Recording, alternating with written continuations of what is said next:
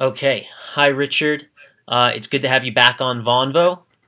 Thank you for joining me here today.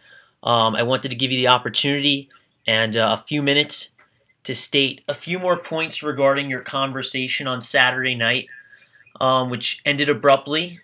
Just like the other discussion from Saturday night, I am informing you now that this conversation is being recorded, and this video, along with Saturday night's discussion with Miko, will be posted following, your conclusion, which we're going to give you the opportunity to share with any viewers.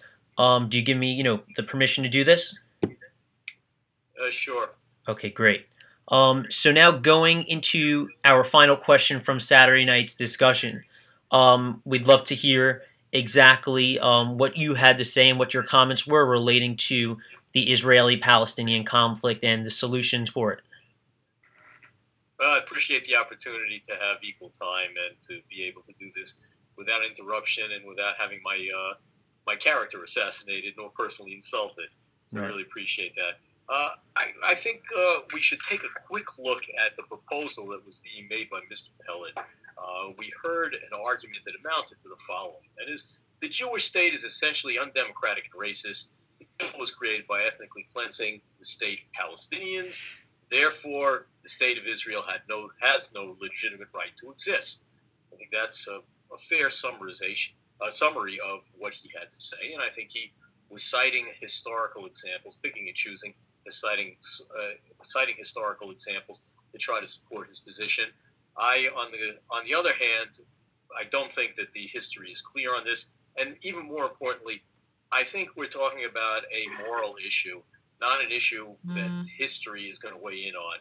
But I think it's worthwhile considering what was proposed as the solution, this one-state solution, which amounts to providing the Palestinians, the refugees from 1948, and they're about, if you take the UN statistics at face value, and they're controversial, the actual refugees are somewhere between 420,000 and 756,000. Those are the UN figures, and once include their descendants as well, they all get the right to return to the new state of Palestine, the one that replaces Israel, the West Bank, and Gaza. And everybody, there's some sort of democracy that's imposed. Everybody, I'm assuming, gets one vote doing some of the things that were being proposed. And somehow they were going to guarantee equality. Now, I don't think this is a solution that solves the problem at all. And in fact, I don't even think that this is a pro-Palestinian solution. I'll explain why. That is, it's not a workable solution at all, because I think the result of this is not quite the panacea that Mr. Pellet thinks it is, but rather I think what it'll do is end up with with the new state being created in such a way that the Jewish population will not immediately, but over the term of this, be turned into a minority. That is, the Palestinian refugees will certainly, or many of them, probably a vast majority of them, will decide to return to the economically prosperous area of this, which is now the state of Israel, which will become the new state. Though for economic reasons, the state that was built, by it was the state built by the state of Israel. And I think ultimately what will be voted in as a result of having a majority is a constitution would have to be voted in that certainly will not provide for rights of the minorities. I mean, the inevitable result is going to be the same thing that was still happening in Egypt. The Muslim Brotherhood's taken over. The minorities being persecuted, the Coptic Christians in Egypt being miserably treated and persecuted. Right. I think the same thing has happened in Gaza. The same thing has happened in the PA elections, and I think that's exactly what would happen. So, in fact, what would happen would be that, to use Mr. Pellet's term, Palestine would be ethnically cleansed of Jews. Now, I think from a moral standpoint, the one thing you have to understand is two wrongs certainly do not make a right. Now the question is, what's my proposal? I'm certainly skeptical that we're going to see any movement in the near term, But I think the two-state solution, at least the concept behind it, made a lot of sense. That is, it seemed like a fair and equitable framework for starting to come up with a solution. But I think at this point there are facts on the ground that make it impossible. The facts on the ground being, and the idea was two states for two people, right? Giving everybody a fair chance at a good life. But the facts on the ground that make this impossible, I think, at that point is Gaza is already an independent state as a result of the Israeli unilateral disengagement. Gaza has its own government independent of the West Bank. They've tried to reconcile things on at least one, I think, maybe two occasions. It's an impossibility, and Israel's not going to be able to solve that.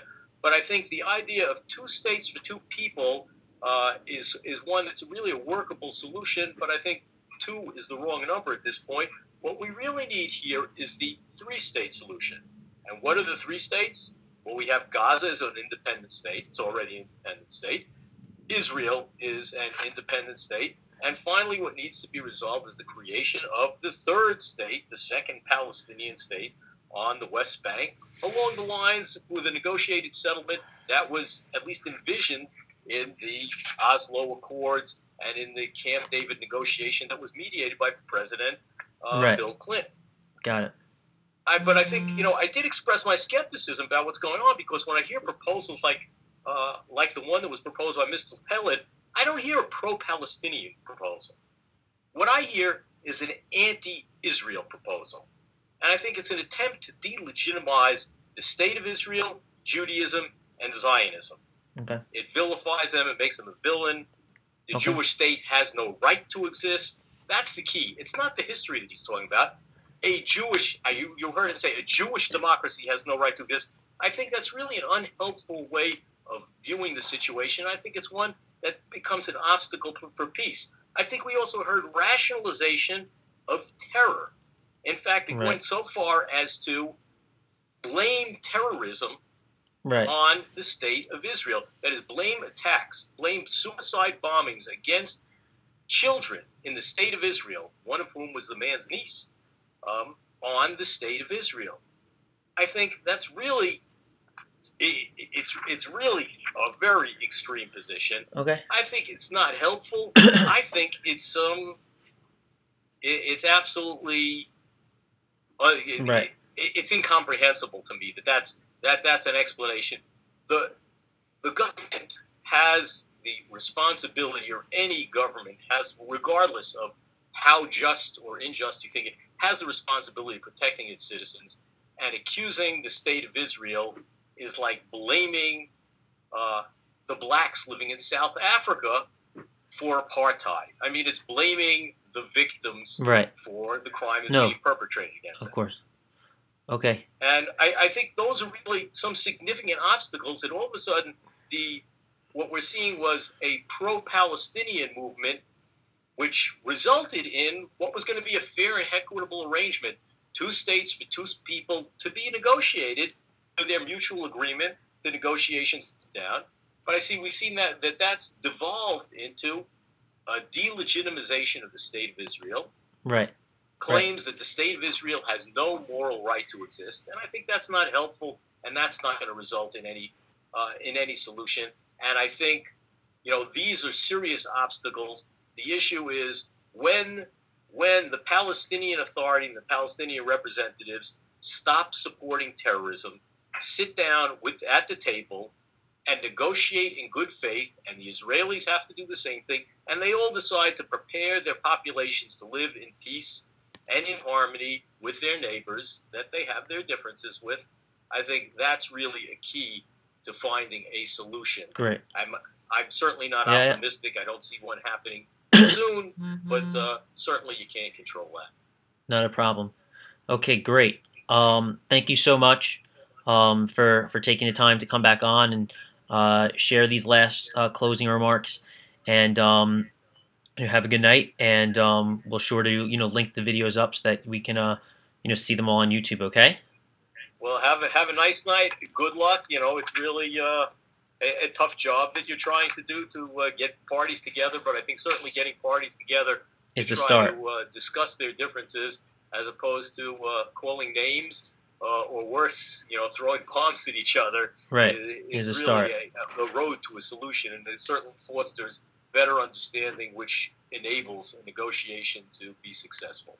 Great. Exactly. And that's, if we can enable citizens to have those conversations, we're taking right steps in the right directions regarding all topics, not just this one, but others as well. So that's exactly it. Thank you so much, Richard, and thank you for your help in being on Vonvo. Okay. Thank you. You got it. Bye bye.